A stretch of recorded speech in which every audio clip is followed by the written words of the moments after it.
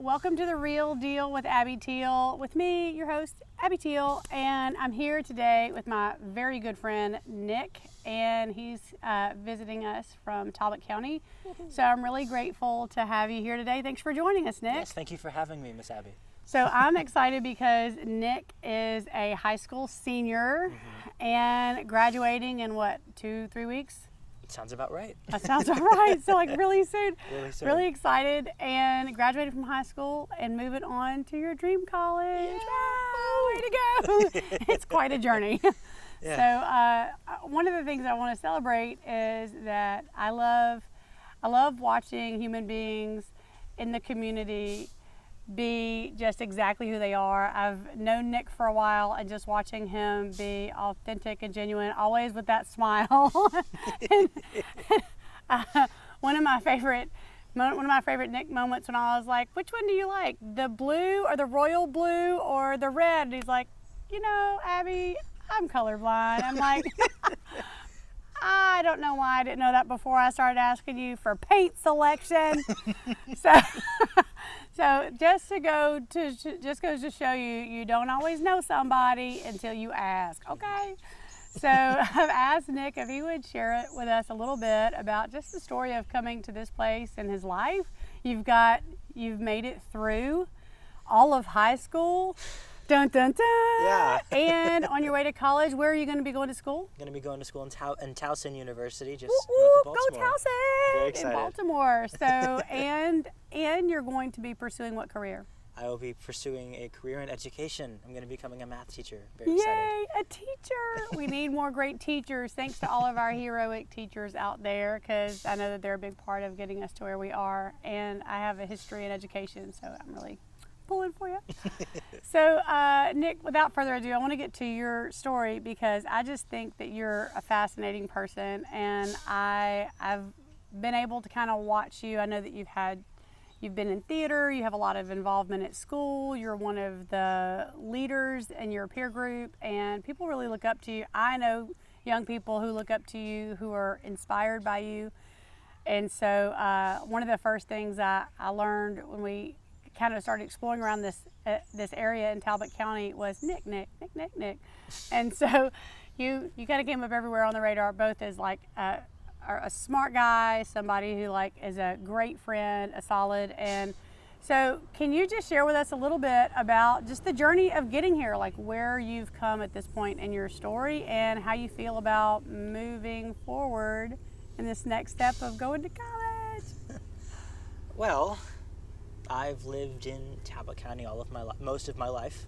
I grew up in a small town with around 300 people at most. Wow, that puts the small at small. Yeah. That's the beady. That's Ito. That's the Ito of little Ito. All of my classes that I've took from elementary to high school have been like around a class of 20 kids per class. It's really such a strange way to, I guess, know that a lot of larger communities can really exist when mine just like exists of like 20 people. It's such a strange and fascinating idea, I guess. That's cool. So very small town. Very small town. Very like uniquely small. It's insane.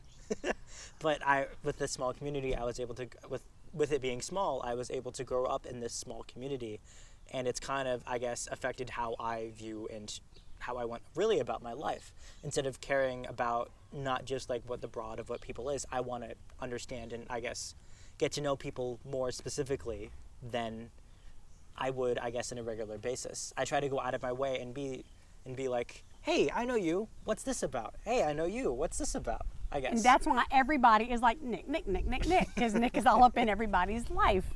And so, so whether it's from work or school or in your community, that sort of small town background really formed your being the human that you are today. Well, that's exciting. That's encouraging, because there are a lot of people who, you see, New York and Philly and Chicago and LA and all these big things that are like on the news, and you're like, yeah, I cannot relate and cannot connect. But then there are humans like you right there in this small town, just being real with one another. So I really appreciate that. Way to go, Nick. Thanks. The great Nick. So Would you share with us a little bit too about like what has been part of, see, the small town as a kind of the backdrop for your achieving your goals and moving forward and being this incredible human you are. But what are some of the contributors to you being able to achieve it? What are some of the parts of your community, other than its size, that have kind of contributed to your success and helped you move like all the way through the world you live in? Well, I'd say the biggest contributor to that would be school itself. I've always enjoyed school. Going just a place to learn and to be social with other people was a lovely thing for me to do because I'm able to just do a lot of things that I love. And I'd say one of the biggest attributes to that would be teachers. I've formed a lot of personal connections with the teachers I've had over the years. They've either been there for only 1 year, taught me like way later than they originally did. Like I've had a few teachers who have done that in the last current years. And I've able to just have these connections and be able to realize like I'm able to have this effort and put this towards something that I want to do. I like being in school because I am able to have these connections not with just my teachers but with my fellow students. And the biggest contributor to that would just be school itself. I love being there, I love to learn, and I love, well, being a part of that community that is really school. Yeah, that's so neat too. And that's not a piece that you hear a lot of times. We hear about dropout rates and how kids are getting in trouble in school and people are avoiding school, especially after COVID. But I hear you saying that just the community of having a place where you go and having other human beings there, the teachers, the friends, I know that you do theater, you do a lot of other community projects through the school. And I know even some of your teachers, because I know some of your teachers are my friends, and some of you're like student of the month. Again, the citizenship award. Again, it's like Nick, the favorite student. Cool. But it hasn't all been easy, I'm sure. Like there have got to be roadblocks and hiccups and bumps in the road. You make it look so easy because you enjoy it. But have there been things that have been challenging? Have there been pieces of your story along the way that were hard that you feel like you could share, just like the person behind the eyeballs of the great almighty Nick? Well, one of my biggest challenges that I'd had to come through was the loss of my mother. The loss of your mother. Mm-hmm. How old were you when you lost your mom? Around 11. Gosh. It was a lot. I didn't know it was coming when it happened. I know my mom had a lot of things wrong with her physically, but I woke up that morning and she had passed. It was difficult. I didn't know what had happened at first until I heard my brother and my father screaming from the other room, until I walked in and they were just, it was difficult. I really didn't know what to do with myself from it. I had kind of just gone to a slump where I had just no motivation, not wanting to do anything, and I think my whole family was in that boat at the point. Sure, of course. I'm so sorry. That would have been really traumatic and just such a huge loss, just for you, yes, and also for your family, and just that whole sense of security and that family unit. Gosh, that's really very honest and vulnerable and real. Thank you for sharing that piece. I know that there are people who go through life-altering family dynamic changes, but there's nothing quite like the loss of a parent and for sure a mom. How have you been able to cope? How have you found what have you been able to do for yourself? As far as like, were you immediately able to reach out in your community and find support? Well, when this had happened, I wasn't living where I originally lived. We had moved away for a year because of my mom's health issues. We needed to be away that was closer to where we had access to help because of her. So in this new area, I really didn't have that aspect of help or a way to reach out and be like, hey, I feel wrong. I need someone to talk to. We had eventually moved back to where we live now, back in, great old Talbot County, where I had this established family, where I had this established friend groups and relationships that I had currently. And I was able to kind of just accept and realize that I have this area here, which is very nice and wonderful to have. Yeah, it is. When I coped on my own, it wasn't really the same. It was more of just, I'll kind of emotionally block this out and just try not to think about it, or just to try to deal with it on my own. I didn't want to talk about it. I didn't want to think about it. It was all internalized. It was all internalized, and I wasn't able to kind of have that release I really needed until I had come back, where I had this family and I was able to have this connection, and I kind of just... The friend family, that was really your kind of the community family, that was your kind of connection that held you together? A lot of it was. Most of my mom's side of the family lives around the same area I do. Oh, that's so I was able to rely on them and just be like, hey, I need some help. Yeah, Can no you kidding. help? Yeah, I was able to bond with them more now that I was back, and I was able to just kind of relive those, not relive those experiences with my mother, but make new ones with family instead, which helped me a lot with coping and understanding that she's passed, she's gone, and I needed to accept it. Gosh, how hard. If I may ask, did you ever have a time, either when you were in that year away, right after your mom passed, or when you got back here, where either like a school or a community service agency or someone reached out and said, hey, do you guys need some counseling or some emotional support? No, it wasn't really any groups that were, I guess, looking towards it. They thought, oh, they can handle it on their own. That's, of course, they didn't use those words, but it was more of just, they didn't reach out, and they knew I was in pain. They didn't know, I guess, they didn't reach out to me saying, hey, do you need any help? Do you need this counseling? Do you need someone to talk to? I had to try and find that on my own with my family. It was difficult to do, of course, because it's dealing with the death of anyone, and trying to talk about it is difficult. But I didn't have that person, or I'd say a counselor or someone professional to talk about it with, which was difficult. I really appreciate you sharing that, because I'm regularly talking to teenagers, and this is something that we as a community and even educators and other members and even government agencies need to start looking at the reality that there are no automatic on-ramps for people in our community who are struggling. And I happen to know that you're a smart guy. You're on the road to college, and you've got a lot of scholarships in tow, and you've got all these accolades. Do you think that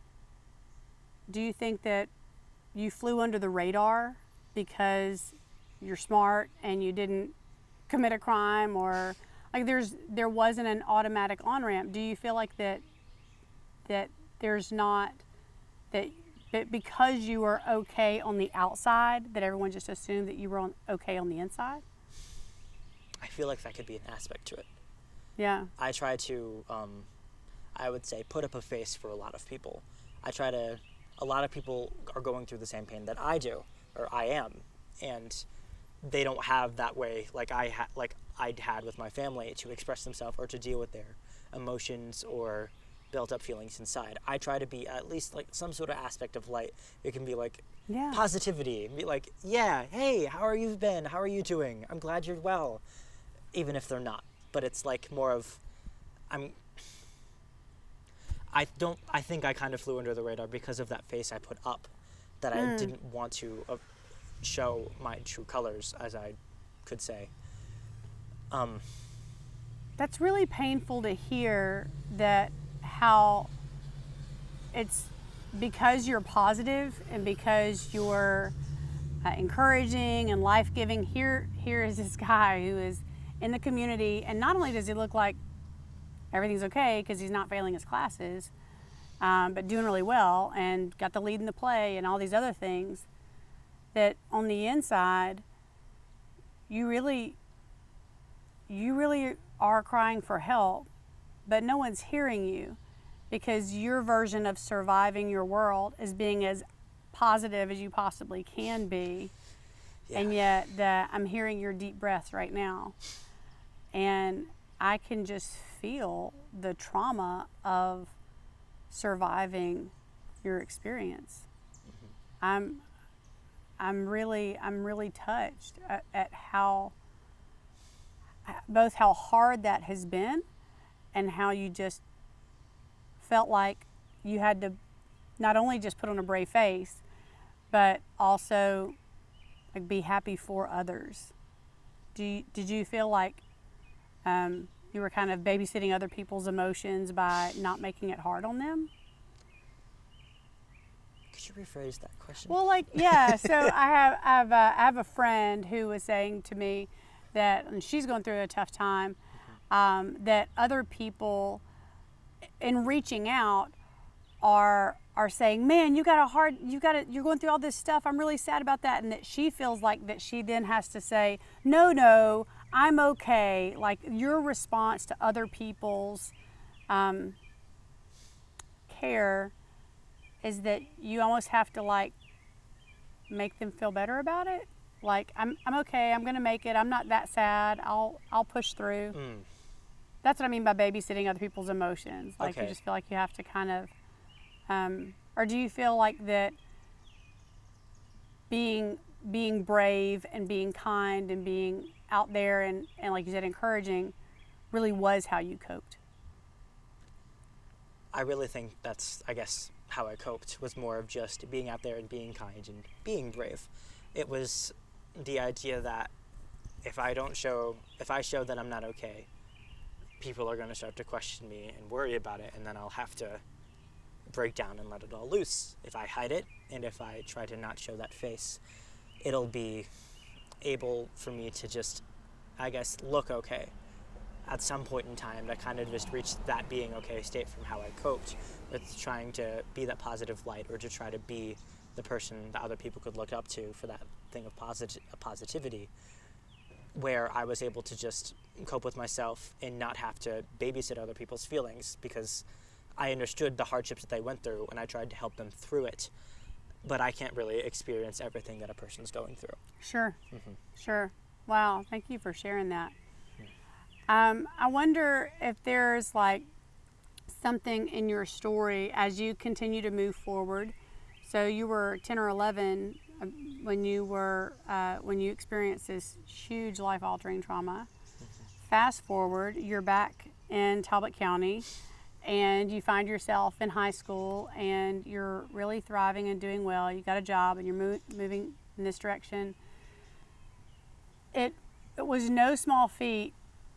But what were some things that you learned about you along the way? Like, how did you kind of find, like, did you step back and say, like, all right, well, if this is what life has dealt me, this is what I'm going to do with it? Like, how did you see yourself emerging as a human through these life experiences? I mean, I know that there's the part that you showed to others, but on the inside, meanwhile, back at the Hall of Justice, what was going on the inside of Nick? What were you developing through these storms, through these challenges, and in order to become this guy who's actually doing pretty well? Yeah, I know that's a loaded question, isn't it? Yeah. What were there strengths inside of you that you leaned on?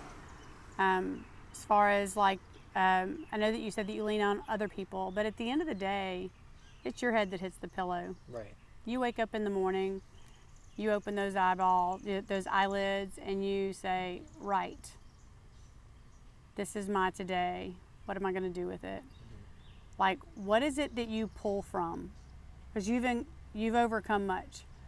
What is it that you pull from? Is it like family love and connection that makes you say, all right, well, I just want to, make my dad proud? Or is it something inside of you that says, like, what is it that you hear in your heart or you tell yourself that keeps you moving forward?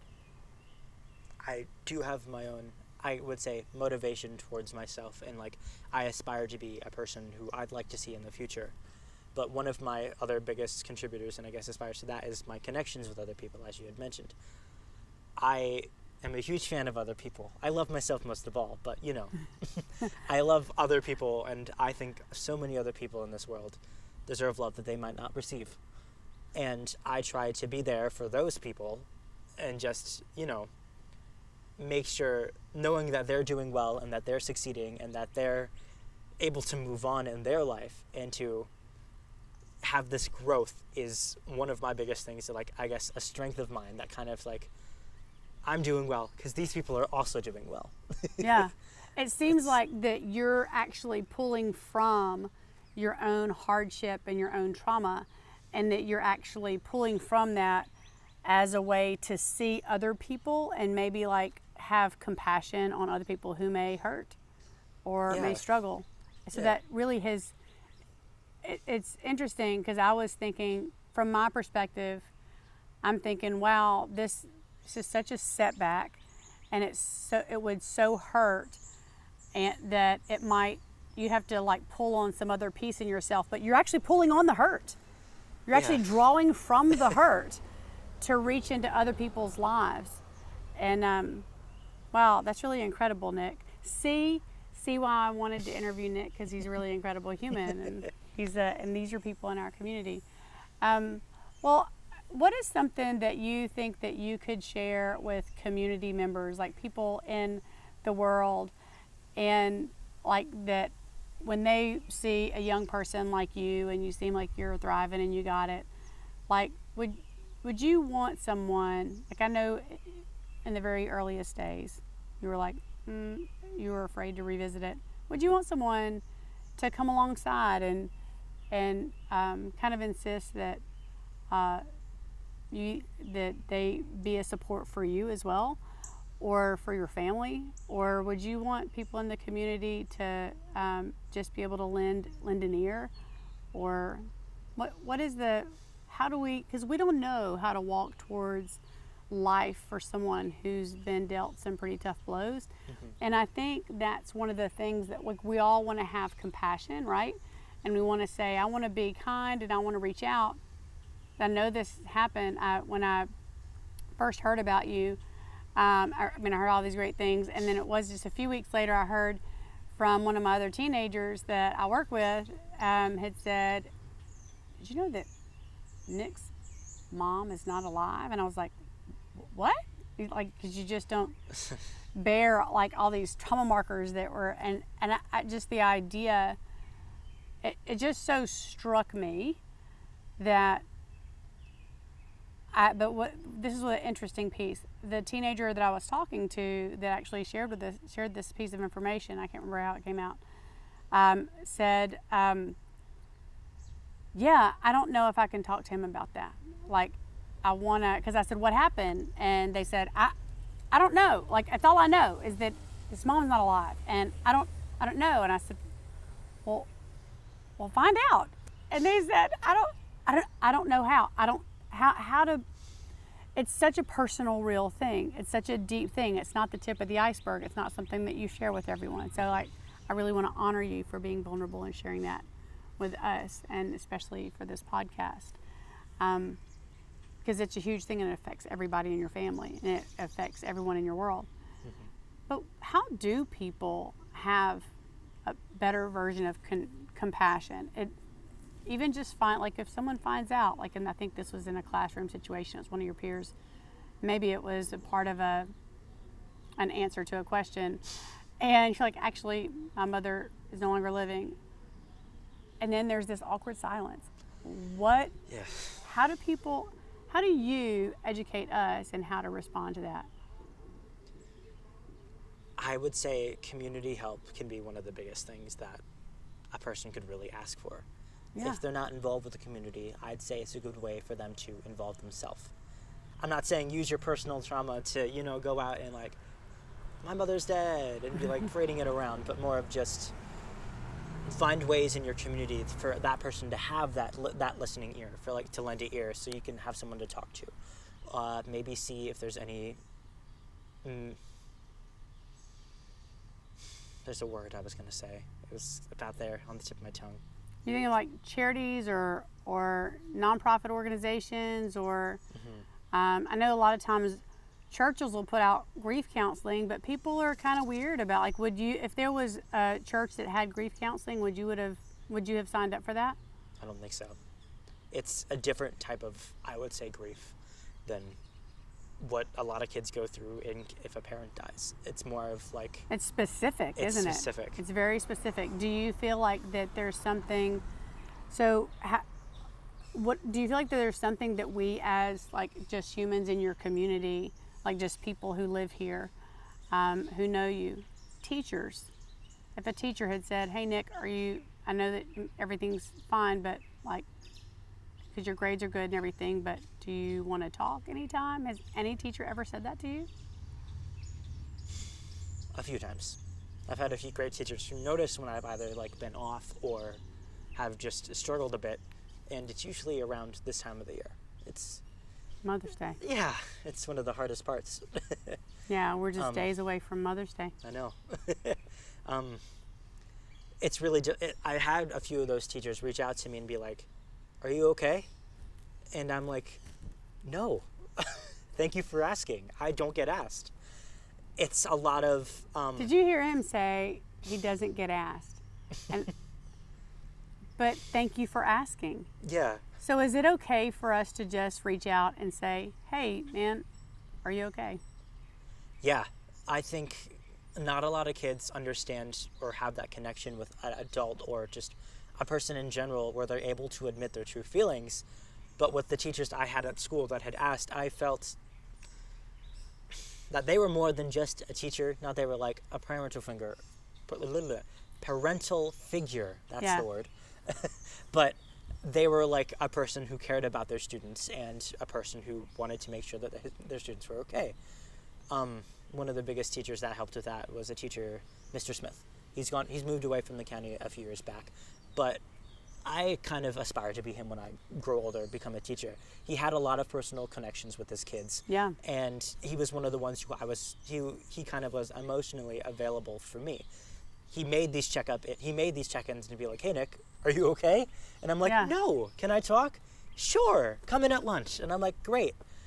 It's that simple. It's really that simple. I think it's amazing to me. Now the whole picture is coming. You see what's happening here. You see the whole picture has come together. So you had people in your life, namely teachers, who broke the sound barrier and reached out and said, what's up? Do you need to talk? And that allowing you to come in at lunch, like being there, having a chat, just having someone to listen to you, even just having someone to ask, that was enough. And I think it's not a strange thing, like 2 + 2 does equal 4 now. It's all coming together, that these were teachers who dared to breach that barrier and be that safe space for you. And that you now want to go into education and become a teacher, and that you also attribute your success and your accomplishments to the teachers in your community. Hello, teachers. Thank you. There's not enough teacher appreciation days in a year. That's this week. Did you know that? I know. It's this week. It's Teacher Appreciation Week, and Happy Mother's Day. Oh, yeah. So we are kind of all playing double duty. But for people who don't have those educators, if you had a neighbor who would be able to reach in and say, Nick, is everything all right? Would that be something that a neighbor could do? Is that something that someone a friend or a neighbor or someone else in your community could?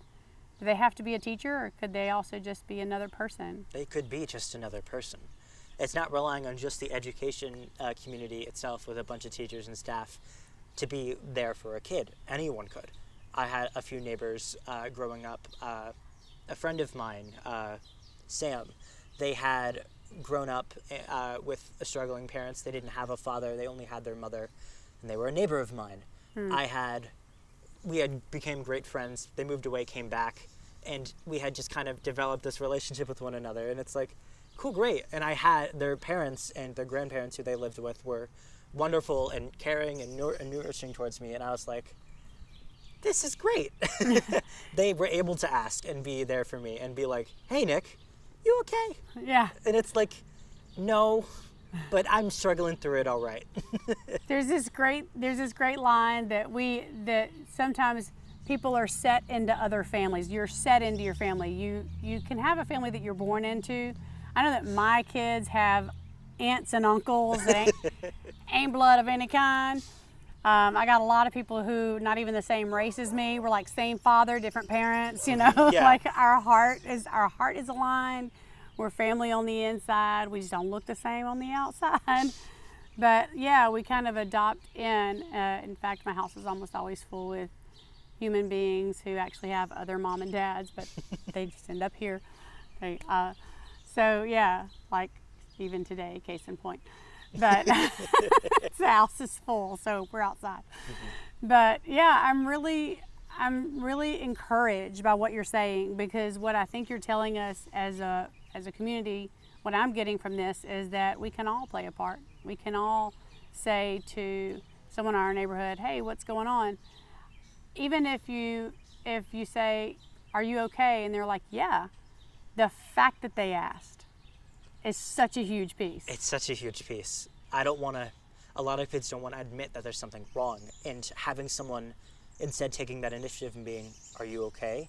Yeah. Helps relieve a lot of the stress and anxiety of just not being okay. It's because you're not alone. Yeah, you're not holding alone. it by yourself. There are people in your community who want to help carry the load. Yes. Yeah, even if you don't share it, that's fine. At least you're not alone. Yeah. Yeah, I think that's one of the things that we rarely realize in the moment. We're like, oh, I don't want to get into someone else's business. Get into someone else's business. Yes. Like, we're desperate, please. And even if it's not, are you okay? Like if someone, what would it be like for you if one of your neighbors was like, I saw that you were in this play and I'm really excited about it. And there's one of my neighbors driving by now. But I saw that you were in this play and way to go, and I'm proud of you, or I heard that you got this. In fact, the neighbor that just drove by actually came over and saw me when I was getting out of the car the other day and said, I saw that one of your kids was had an article in the magazine. We're so proud of them. And I'm like, woo woo, yay. And I was like, but don't tell me, tell them. Like, just to know that a neighbor sees you, like that people in your community see you and value you for who you are. Yeah. Yeah. This has really been very helpful, and it's educational. It really opens our eyes to not just what's going on in the lives of people in our community, because probably nobody would ever know. Nobody would go, hey, there's that Nick guy who got nothing to do on Mother's Day. But I bet you got a lot of spare moms that you celebrate. Plenty. A lot of spare moms that you celebrate. I just want to also take away from that more than that like we have a part that we can play. This is encouraging. It's hope-filling, hope-giving, because we can go out into our neighborhood and to the grocery store, and you see somebody who's got their head down. You can be offended that they've got their head down and are just like pushing their broom and not talking to anybody, or you can tap them on the shoulder and go, hey man, you all right? Yeah. You all right over there? Even if they say, yeah, I'm fine, whatever, I'm good, I'm straight. I get my kids, they're like, I'm straight, I'm good. Like, I know you're good. Are you okay though? But like just asking and being present and just celebrating being humans together. Yeah, I'm really, really encouraged by this. Thank you so much for being vulnerable and honest and real with us. Yeah, and of course. I look forward to talking to you again soon. I want to know more about the great Nick. Oh gosh. Saint Nick? Is that going too far? No. Anyway, but we'll keep watching this space and following you in your journey as you keep moving forward and being you in the world. Thank you for sharing time with us. This is my friend. I'm friends with Nick. So thanks for joining us. And for more tips on how you can be engaged in your community, check us out at abbyteal.com, and we'll we'll be talking more, and check out our Instagram and TikTok, at Abby Teal. And yeah, we look forward to more conversations with you in the future. And for now, it's been The Real Deal with Abby Teal. Check you later.